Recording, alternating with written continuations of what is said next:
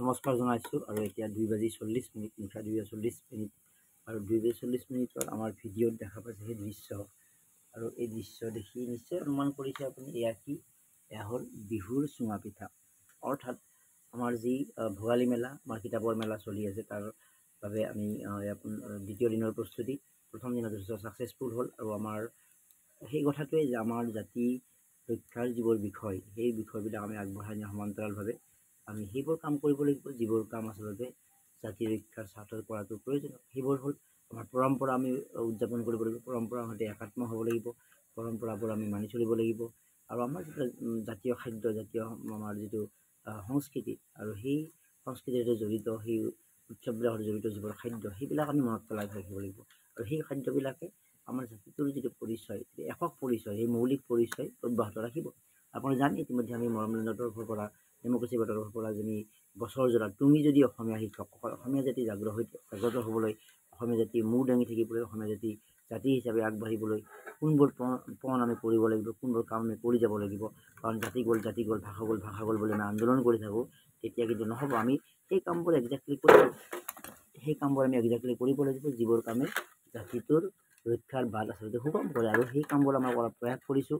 আমি আমাৰ যিটো সোঁৱৰণ, যে আমি যিটো এটা বিশ্লেষণ, যে কোনবোৰ কাম কৰিব লাগিব।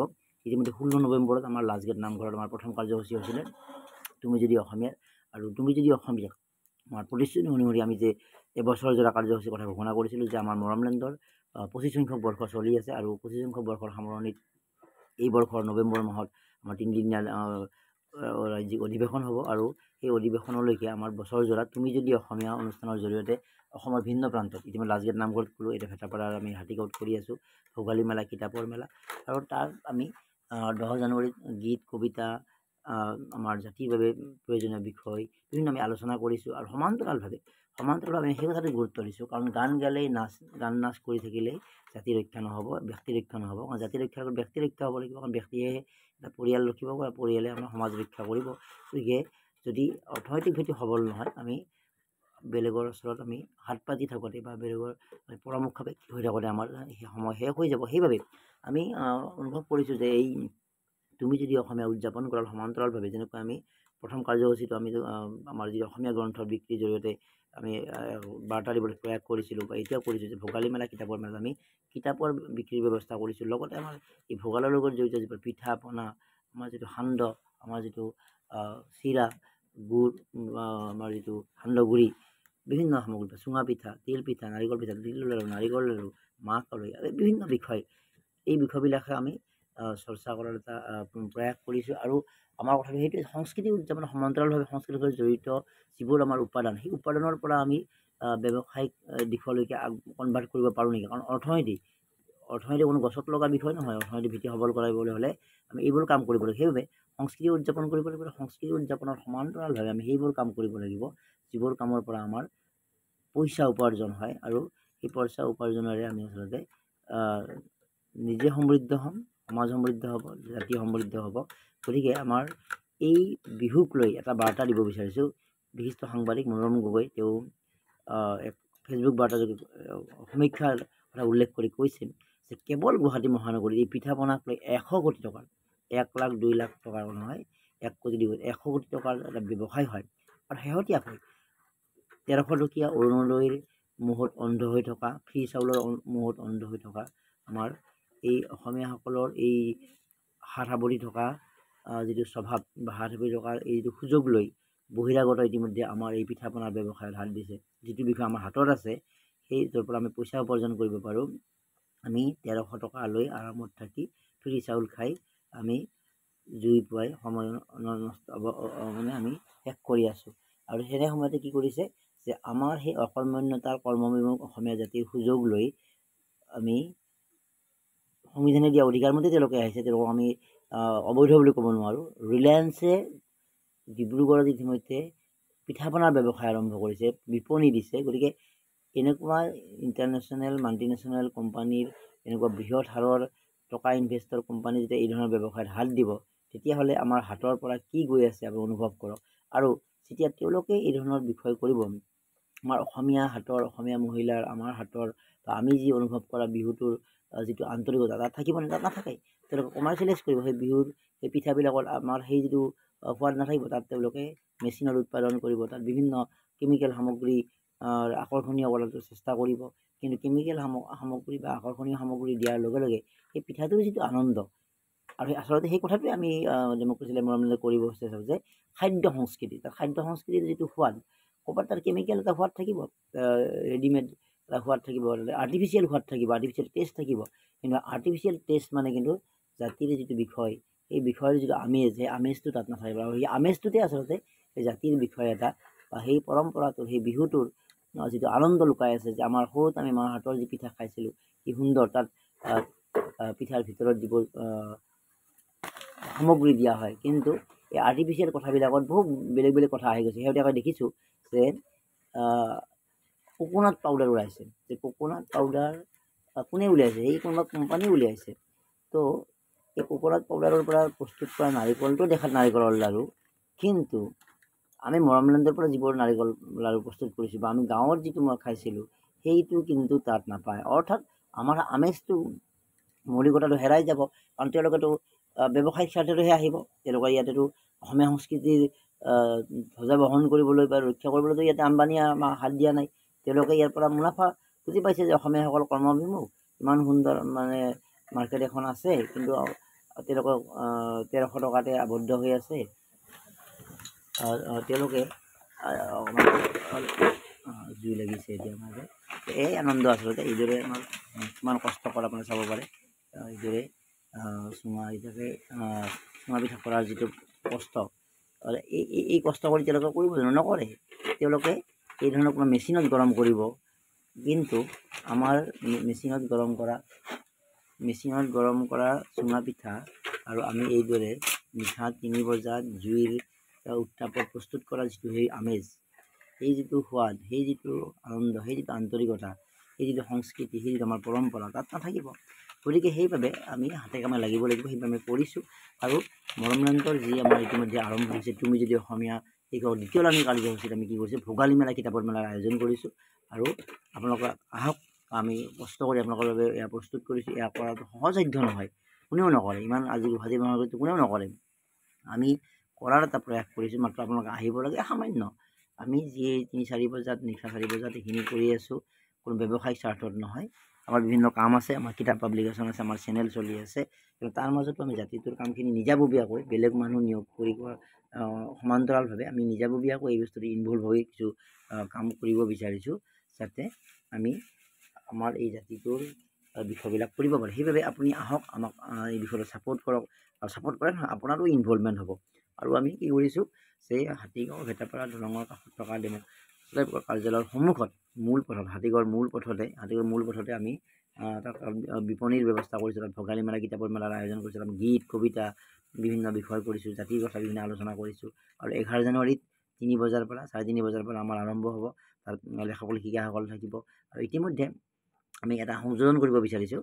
তাত গীত কবিতাৰ সমান্তৰালভাৱে, জাতিৰ কথাৰ সমান্তৰাল, পিঠা পনাৰ সমান্তৰালভাৱে, মাহ কাৰিৰ সমান্তৰালভাৱে, চুঙা পিঠাৰ সমান্তৰালভাৱে আমি কৰিছোঁ কি শেহতীয়াকৈ মৰমলেন্দৰ তৰফৰ পৰা যিবোৰ কিতাপ মৰমলেন্দে প্ৰকাশ কৰক বা নকৰক, মৰমলেন্দে প্ৰকাশ নকৰা কিতাপো মৰমলেন্দৰ জৰিয়তে আমি বিক্ৰী কৰাৰ ব্যৱস্থা কৰিছোঁ, লেখক লেখিকাসকলক আগবঢ়াই দিয়াৰ কাৰণে। যেনেকৈ ডেম'ক্ৰেচি লাইভত আমি গ্ৰন্থ ৰমন্থন অনুষ্ঠান কৰি আহিছোঁ কিতাপৰ বহুল প্ৰচাৰৰ কাৰণে। শেহতীয়া অসম গ্ৰন্থমেলাটো কিন্তু আমাৰ কিতাপ ভালেখিনি বিক্ৰী হৈছে। আৰু আমি উপযাচি কৈছিলোঁ, আৰু বহু লেখক লেখিকাই তেওঁলোকৰ কিতাপ জমা দিছিলে, আৰু সেই কিতাপবিলাক আমি বিক্ৰীৰ ব্যৱস্থা কৰিছিলোঁ। আৰু যিসকলৰ কিতাপ বিক্ৰী হ'ল তেওঁলোকক আমি এখন অভিনন্দন পত্ৰ দিয়াৰ ব্যৱস্থা কৰিছোঁ, যে তেওঁলোকে আগবাঢ়ি যাওক, আপোনাৰ কিতাপ বিক্ৰী হৈছে, সেই লেখকক উৎসাহ দিব বিচাৰিছোঁ। আৰু সমান্তৰালভাৱে তেওঁলোকৰ যিখিনি কিতাপ বিক্ৰী হ'ল, 1 copy, 2 copy, 5 copy, 3 copy, Rinimoni Saikia Medhi আছে, দীপ্তি বৰা আছে, অনুপ দেউৰী আছে, আমাৰ ৰমেন দাস আছে, কেইবাগৰাকীও ব্যক্তি, আমাৰ শিল বেপাৰীৰ আত্মকথা লিখা হীৰেণ চহৰীয়া আছে, ভালে সংখ্যক লেখক লেখিকা আছে, অনুপ দেউৰী আছে, তৰুণ চন্দ্ৰ বৰুৱা আছে, জিনুমণি বৰুৱা আছে, তেওঁৰ কিতাপ এখন বিক্ৰী হৈছে। আৰু আমাৰ বিউটিফুল ট্ৰেজেডি ভালে সংখ্যক বিক্ৰী হৈছে। আৰু যিখিনি বেষ্ট চেল হৈছে এইবাৰ বুক ফেয়াৰত, তাৰ ভিতৰত আমাৰ কিতাপখনো আছে। আমি সেই লেখক লেখিকাসকলক পইচাও দিওঁ, কাৰণ পাব্লিচাৰৰ বিৰুদ্ধে অভিযোগ থকা দেখা যায়। তেওঁলোকে কিতাপ বিক্ৰী নহয় বুলি কৈ থাকে। কাৰণ অনুসন্ধান কৰি দেখা গৈছে যে লেখকৰ ৰয়েলটি দিব লাগিব, লেখকৰ কিতাপৰ পইচা দিব লাগিব, তাৰ পৰা তেওঁলোকে পলাই থাকিব বিচাৰিছে। কিন্তু আমাৰ অৰুণজ্যোতি বৰ্মনৰ কিতাপো আছে, আমি পাব্লিছ কৰা নাই, কিন্তু আমি উদাৰতা দেখুৱাই তেওঁলোকক আমি প্ৰকাশ কৰিছোঁ। আমি সকলোকে আমন্ত্ৰণ জনাইছোঁ, সকলোৱে আহক, বাকী সকলো আহক চাওক এই দৃশ্যবিলাক কি। আৰু আমি তাতে তেওঁলোকৰ যি কিতাপৰ বিক্ৰীৰ পইচা আমি এটা হেণ্ড অভাৰ কৰিম। আমি এইটোৱে বুজাব বিচাৰিম যে প্ৰফেচনেলিজিম বিষয়টো কি, যে কিতাপ এটা যে সুন্দৰ উদ্যোগ, কিতাপ এটা আমি লিখি বিক্ৰীযোগ্য বিষয় কৰিব পাৰোঁ, আৰু সেই কামটো আমি কৰিব বিচাৰিছোঁ। আৰু এই ভোগালী উদযাপনৰ মাজে যি কিতাপৰ মেলা কৰিছোঁ, তাত আমি সেই লেখক লেখিকাসকলক আমাৰ জৰিয়তে যিবোৰ কিতাপ বিক্ৰী হৈছিলে তাৰ অভিনন্দন পত্ৰ দিম। তেওঁলোকক আমি যি প্ৰাপ্য, যদি 5 কপি বিক্ৰী হৈছে তেওঁলোকৰ পাৰ্চেণ্টেজটো কাটি যিখিনি পইচা তেওঁলোকৰ প্ৰাপ্য সেইখিনি আমি তাত দিম। আৰু ইয়াৰ জৰিয়তে আমি আচলতে ভাষাটোৰ এটা সামান্য সেৱা কৰিব বিচাৰিছোঁ। আৰু এয়া কৰিছোঁ আমি তুমি যদি অসমীয়া, আমি কেৱল মুখেৰে কথা ক'লে নহ'ব, ইতিমধ্যে আমি প্ৰতিশ্ৰুতি পালন কৰাৰ দিশে আগবাঢ়িছোঁ। কাৰণ আমি তুমি যদি অসমীয়া 16 নৱেম্বৰত আমাৰ প্ৰথম অনুষ্ঠান আছিলে লাষ্টগেট নামঘৰত, আৰু এতিয়া তুমি যদি অসমীয়া দ্বিতীয় সংস্কৰণ চলি আছে ভোগালী মেলাৰ ৰূপত, আৰু আমাৰ কবিতাৰ আমাৰ বিভিন্ন কিতাপৰ মেলাৰ ৰূপত। আৰু পৰৱৰ্তী অনুষ্ঠান আমাৰ শিল্পী দিৱসতো থাকিব। শিল্পী দিৱসত আমি এটা অনুষ্ঠিত আকাৰে উদযাপন হ'ব তুমি যদি অসমীয়াৰ অধীনত। আৰু এইকেইদিন ভোগালী মেলাৰ বিভিন্ন চৰ্চা চলি আছে, তাত আমি লেখক লেখিকাসকলক তেওঁলোকৰ বিক্ৰী হোৱা পইচাও দিম। আৰু আমি সেইটো কথাই শেষত কৈ আছোঁ যে এই ভিডিঅ' আমি যিমান পাৰি ইমান শ্বেয়াৰ কৰক, আৰু আমি আহক আৰু এইদৰে সঁচা বস্তু মেচিনত কৃত্ৰিমভাৱে ককনত পাউডাৰ দি প্ৰস্তুত কৰা লাড়ু কিনি খালে জাতিটোৰ যিটো সেৱা বা যিটো পৰম্পৰাৰ সৈতে একাত্ম হোৱাৰ যিটো সুযোগ আমি নাপাব। আৰু পৰম্পৰাৰ সৈতে একাত্ম হোৱাৰ সুযোগ আমি হেৰুৱাব নালাগে। আমি ৱেষ্টাৰ্ণ কাণ্ট্ৰিত বা কোনোবা লণ্ডনত গৈ আমেৰিকাত গৈ থকাৰ সপোন দেখাৰ সমান্তৰালভাৱে আমি আমাৰ মাজত ইমান সুন্দৰ মৌলিক আমাৰ বিষয়বিলাক আছে, সেই বিষয়বিলাক এইদৰে আমি উদযাপন কৰিব লাগিব যে কোনো ইলেক্ট্ৰিক হিটাৰত বা উচ্চ তাপত দিও কোনোবাই এই চুঙাৰ পৰা বা তেনেকুৱা ফাৰ্মাত সোমাই দিও, পিঠাগুড়ি সোমাই দি তাৰপৰা পিঠা প্ৰস্তুত কৰিব। কিন্তু এইদৰে জুইৰ সেক দি নিশা 3 বজাত পিঠা প্ৰস্তুত কৰাৰ যিটো আনন্দ, যিটো আমাৰ এটা আমেজ আচলতে, যিটো একাত্ম হোৱাৰ যিটো এটা সুযোগ, সেইটো নাপাব। আৰু এই বিষয়বিলাক আমি তুলি ধৰাৰ প্ৰয়াস কৰিছোঁ। আপোনাৰ আমাৰ সামান্য ছাপোৰ্ট লাগে। আৰু আমি প্ৰথম দিনা যিসকল আহিলে, ইতিমধ্যে আমি তুতুমণি দত্ত তেওঁ আহিছে, তাত কবিতা পঢ়িছে, ভালেখিনি আমাৰ চুঙা পিঠাৰ পৰা ভালেখিনি সামগ্ৰী তেওঁ কিনি নিছে। দীপক কুমাৰ দত্ত সংগীতৰ শিল্পী তেওঁ আহিছে, তেওঁ আমাৰ কিতাপ কিনিছে, লগতে তেওঁ আমাৰ পিঠা পনা কিনিছে। আৰু মানৱে কিতাপো কিনিছে, পিঠা পনা কিনিছে। ভালেসংখ্যক ব্যক্তি আহিছে। ফুকন বৈশ্য আহিছে, তেওঁ আমাৰ পৰা পিঠা কিনি নিছে। আৰু বহু ব্যক্তিয়ে, আৰু আমি 100% গেৰাণ্টি এইকাৰণেই দিছোঁ, এগৰাকী ব্যক্তি অলপ অভিজ্ঞতাৰ কথা কৈ, এগৰাকী ব্যক্তি আজি আমাৰ 10 জানুৱাৰীৰ এই যিটো মেলালৈকে আহিছিলে, আৰু আহি তেওঁ পিঠা কিনি নিছিলে। আৰু পিঠা কিনি নি 50 টকা দিছিলে, দাম আছিলে 60 টকা। আৰু সামান্য আমাৰ 2-3 টকা প্ৰফিটত আমি অতি হাই কোৱালিটিৰ, অতি সুন্দৰ বস্তু তাত দি পিঠাখন সোৱাদ লগা হয় দিয়াৰ চেষ্টা কৰিছোঁ। আৰু তাৰ বাবে যথেষ্ট খৰচ হৈছে। আমাৰ ক'ৰবাত 2 টকা 1 টকা বা ক'ৰবাত আমাৰ 5 টকা লোকচান হ'ব। তো 50 টকাৰেতো পিঠা পেকেট কিনি নি কৈছে মই খাই যদি ভাল পাওঁ বাকী 10 টকা মই দি যাম। আৰু নিবলৈ মাত্ৰ 10 মিনিট হোৱা নাছিলে, 10 মিনিটৰ ভিতৰতে তেওঁ আহিলে, আহি আমাক সেই 10 টকাটো দিবলৈ আহিলে। আমি পইচাৰ কথা কোৱাৰ কাৰণে বিষয়টো উত্থাপন কৰা নাই। আমি কৈছোঁ যে এই যে আমি সামান্য কিবা এটা তেওঁলোকৰ অন্তৰ জয় কৰিবলৈ সক্ষম হৈছোঁ, তেওঁ মুগ্ধ হৈ আৰু তেওঁ 10টা প্ৰশংসাৰ বাক্যহে কৈ গ'ল, যিবিলাক ভাল হৈছে, আপোনালোকে অমুক কৰক তমুক কৰক, বিভিন্ন কাম কৰক, এই ভাগ। গতিকে এই আমি তাতেই প্ৰমাণ হয় যে তেওঁ ভাল পাইছে। কাৰণ তেওঁতো আমাক 10 টকাটো নিদিলেও থাকিলেহেঁতেন, কাৰণ তেওঁৰ অন্তৰ হয়তো ক'ৰবাত জয় হৈছে। অসমীয়াৰ স্বভাৱ আছে, কেনেকৈ আমি পলায়নবাদী মনোভাৱ আছে আমাৰ। গতিকে তেওঁ সেই পলায়নবাদীটো কৰা নাই। গতিকে পলায়নবাদী নকৰিবলৈ হয়তো আমাৰ পিঠা পনাখিনি তেওঁ উৎসাহিত কৰিছে, ভাল পাইছে তেওঁ। গতিকে তাত যে আমাৰ একদম নিৰ্ভেজাল পিঠা পাব এইটো গেৰাণ্টি।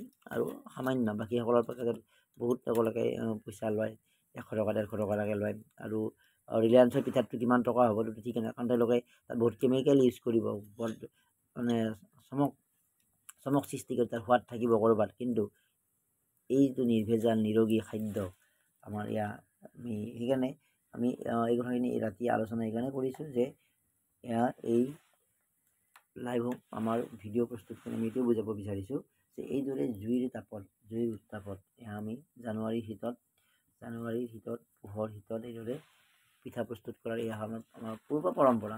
আমি উদ্ভাৱন কৰা বিষয় নহয়। এই পূৰ্ব পৰম্পৰাটো কি দীৰ্ঘদিন ধৰি উদযাপিত এটা পৰম্পৰা, এটা জাতিৰ পৰিচয় বহন কৰে, পৰিচয় হিচাপে চিহ্নিত হয়। আৰু তাক আমি আগবঢ়াই লৈ যোৱাটো আমাৰ এটা দায়িত্ব।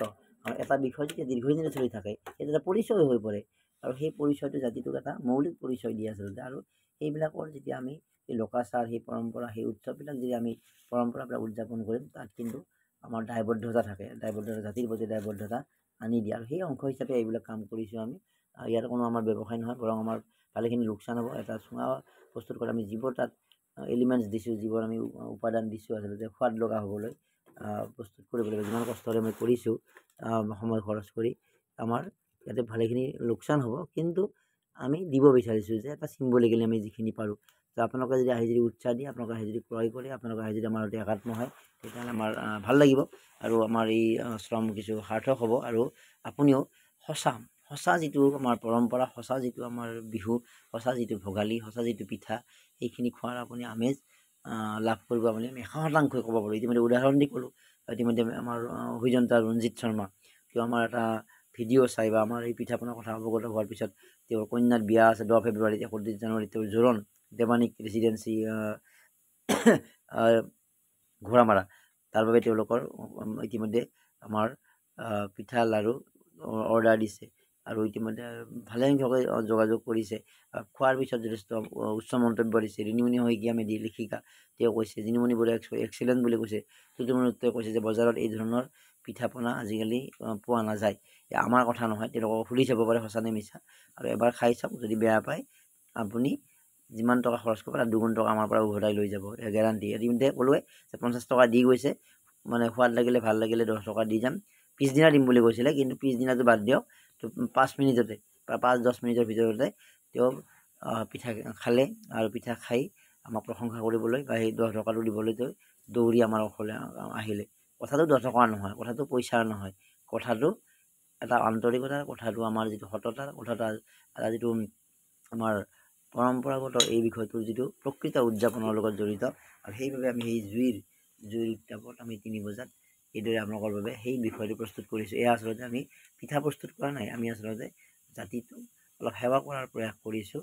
আমাৰ পৰম্পৰাগত যিবোৰ পিঠা, পৰম্পৰাগত যিবোৰ আমাৰ বিষয়, আমি লোকাচাৰ, সেইবিলাক এনেকৈ আমি উদযাপন কৰিব বিচাৰিছোঁ। মনত ৰাখিব, ৰিলায়েন্স আহিছে আপোনাৰ পিঠা পনা প্ৰস্তুত কৰি খুৱাব, কিন্তু আমাতকৈ ক'ৰবাত বেছি সোৱাদ লগা হৈ যাব পাৰে। কিন্তু আমি গম পাব যে সেই পিঠাৰ পৰা আপোনাৰ ক্ষতি যথেষ্ট হ'ব, কাৰণ তেওঁলোকে যথেষ্ট কেমিকেল ইউজ কৰিব। কোনোবা ইলেক্ট্ৰিক হিটাৰত প্ৰচণ্ড উত্তাপৰ ব্যৱস্থা কৰি তাত তেওঁলোকে কোনোবা ফাৰ্মাত, ইলেক্ট্ৰিক ফাৰ্মাত পিঠা দি তাত আমাৰ চুঙা পিঠা নিচিনা পিঠা, তাত আমাক অন্য পিঠা খুৱাব। কিন্তু আমাৰ নিচিনা জুইৰ শেষত, জুইৰ তাপত নিৰ্ভেজাল এই যিটো আনন্দ, যিটো সোৱাদ, যিটো ইয়াৰ আৱেগ, সেই আৱেগ তাত বিচাৰি নাপাব। আৰু আৱেগ যদি নাথাকে, যদি সেই পৰম্পৰাৰ যদি প্ৰকৃত বিশ্লেষণ নাথাকে, তেতিয়া কিন্তু আপুনি আমাৰ এই জাতি ৰক্ষাৰ কথাবোৰ কৈও লাভ নহ'ব। আৰু ৰিলায়েন্স বা তেওঁলোকক হাতলৈ আমাৰ বজাৰখন যোৱাৰ পূৰ্বে আহক, আমি আমাৰ বজাৰ, আমি আমাৰ এই বিষয়বিলাক আমি নিজেই চম্ভালি লওঁ।